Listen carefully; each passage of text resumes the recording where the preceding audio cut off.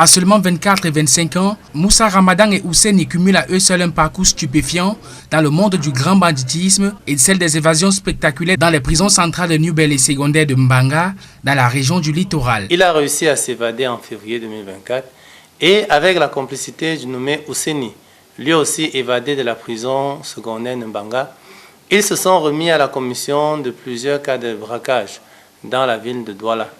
Ils ont finalement été interpellés avec la diligence des éléments de la brigade anticriminalité de la DRPJ littorale. Selon plusieurs sources judiciaires, cette arrestation après une évasion n'est pas la première du genre pour les deux co-détenus. Mis aux arrêts et condamnés une première fois après l'agression mortelle du vigile du consulat du Tchad le 27 novembre 2022 à Bonapriso, les geôliers se sont plusieurs fois soustraits de la garde pénitentiaire à laquelle ils étaient soumis par des subterfuges illustrant les failles du système carcéral avant de récidiver en 2023 en agressant à mort un autre vigile à l'immeuble Malboro à Kwa. En novembre 2022, le nommé Moussa Amidou a été impliqué dans la commission de plusieurs braquages dans la ville de Douala.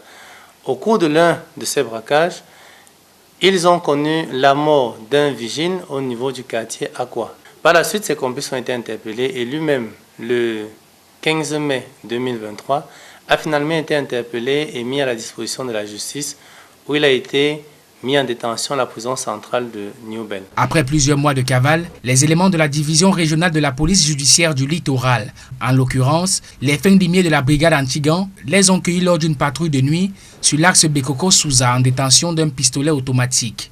Au terme de leur exploitation, ils ont aussitôt été traduits auprès du commissaire du gouvernement près le tribunal militaire de Douala.